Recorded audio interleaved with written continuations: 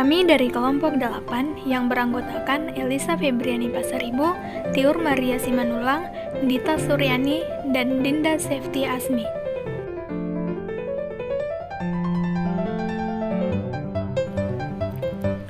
Nah, di video kali ini kami akan membahas tentang perkembangan moral individu.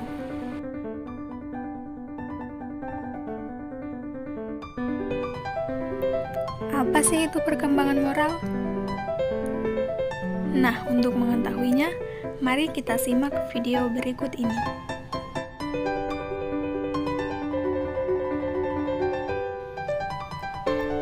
Perkembangan moral adalah perkembangan yang berkaitan dengan kemampuan seseorang untuk mengetahui baik dan buruk suatu perbuatan, kesadaran untuk melakukan perbuatan baik, kebiasaan melakukan hal baik, dan rasa cinta terhadap perbuatan baik.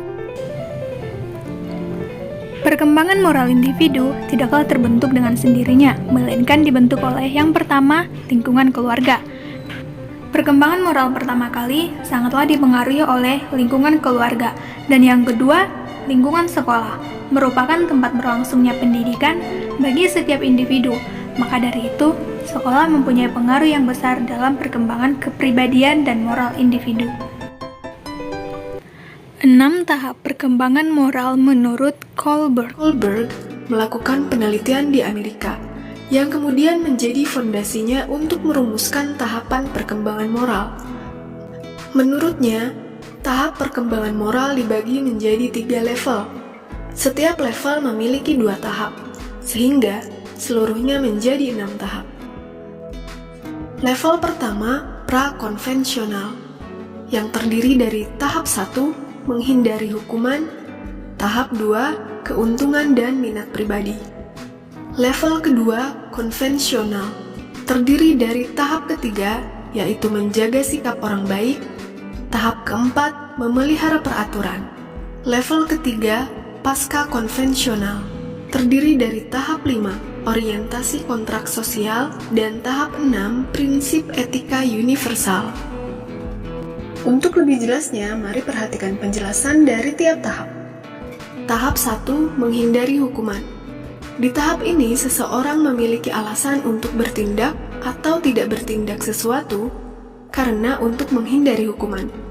Contohnya adalah, ketika seseorang tidak menerobos lampu merah di jalan raya, ia melakukannya semata-mata karena tidak ingin seorang polisi mengejar dan menilangnya. Tahap 2, keuntungan dan minat pribadi.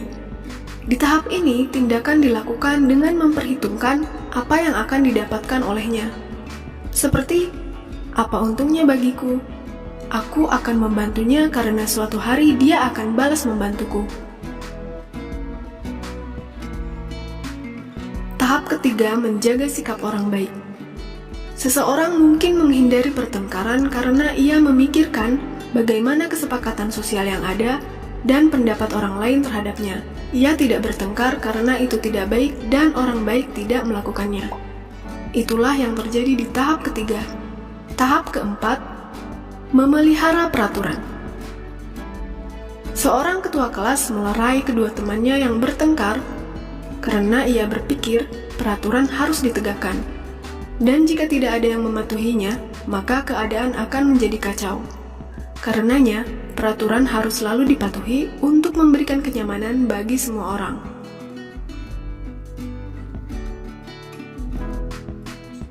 Orientasi kontrak sosial.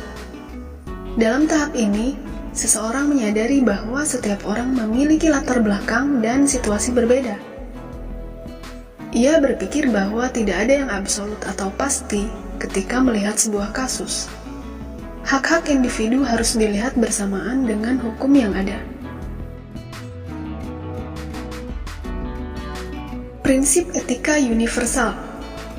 Tahap ini adalah tahap yang menggambarkan prinsip internal seseorang. Ia melakukan hal yang dianggapnya benar, walaupun bertentangan dengan hukum yang ada. Nah, itulah penjelasan singkat mengenai 6 tahap perkembangan moral menurut Kohlberg. Di Indonesia, ada 9 nilai-nilai moral yang digunakan, yaitu yang pertama, cinta Tuhan dan segenap ciptaannya. Dan yang kedua, ada kemandirian dan tanggung jawab.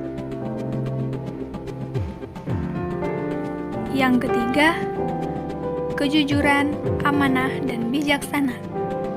Dan yang keempat, hormat dan santun. 5. Dermawan, suka menolong, dan gotong royong. 6. Kepemimpinan dan keadilan.